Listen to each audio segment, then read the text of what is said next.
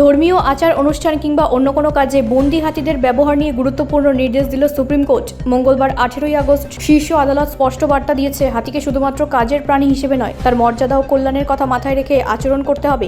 বিশেষ করে মন্দিরে ব্যবহৃত হাতিদের ক্ষেত্রে তাদের প্রতি দেবত্বের মর্যাদার সঙ্গে সম্মানজনক আচরণের প্রয়োজনীয়তার কথা তুলে ধরেছে আদালত। বন্দি হাতিদের স্বাস্থ্য পরিচর্যা ও ব্যবস্থাপনা নিয়ে একাধিক নির্দেশ জারি করে আদালত জানিয়েছে, নিয়ম মেনে নথিপত্র ছাড়া কোনো হাতির মালিকানা বা হস্তান্তর করা যাবে না। হাতি কোথা থেকে এসেছে, কার কাছে হস্তান্তর করা হচ্ছে এবং হস্তান্তরের উদ্দেশ্য কী, এই সমস্ত তথ্য স্পষ্টভাবে নথিভুক্ত করতে হবে।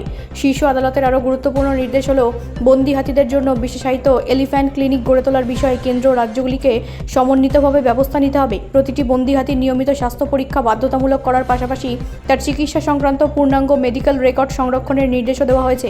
আদালতের এই নির্দেশের গুরুত্ব আরও বাড়ছে, কারণ দেশের বিভিন্ন প্রান্তে মন্দির, ধর্মীয় উৎসব এবং অন্যান্য অনুষ্ঠানে এখনও বন্দি হাতির ব্যবহার দেখা যায়। আদালতের পর্যবেক্ষণ কার্যত মনে করিয়ে দিয়েছে, ধর্মীয় বিশ্বাসের সঙ্গে যুক্ত হলেও প্রাণীর প্রতি নিষ্ঠুরতা বা অবহেলার কোনো জায়গা থাকতে পারে না।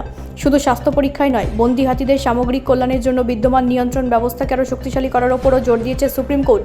কেন্দ্র এবং সংশ্লিষ্ট কর্তৃপক্ষকে কার্যকর ও স্বচ্ছ চিকিৎসা ব্যবস্থা নিশ্চিত করার পাশাপাশি বন্দি হাতিদের বিষয়ে তথ্য নথিপত্র আরও সুশৃঙ্খল করার নির্দেশ দেওয়া হয়েছে। এই রায়ে সুপ্রিম কোর্টের বার্তা তাই শুধু আইনি নির্দেশের মধ্যে সীমাবদ্ধ নয়, এটি মানুষের সঙ্গে প্রাণীর সম্পর্কের ক্ষেত্রেও একটি গুরুত্বপূর্ণ নৈতিক বার্তা। যে প্রাণীকে বহু ভারতীয় সংস্কৃতিতে শক্তি, সমৃদ্ধি এবং দেবত্বের প্রতীক হিসেবে দেখা হয়, তাকে কেবল মানুষের বিনোদন বা শ্রমের উপকরণ হিসেবে ব্যবহার করা যাবে না। শীর্ষ আদালতের বক্তব্যে সেই মূল্যবোধই প্রতিফলিত হয়েছে। হাতিকে যদি দেবতার প্রতীক হিসেবে সম্মান করা হয়, তবে সেই সম্মান তার জীবনের প্রতিটি ক্ষেত্রেই প্রতিফলিত হওয়া উচিত।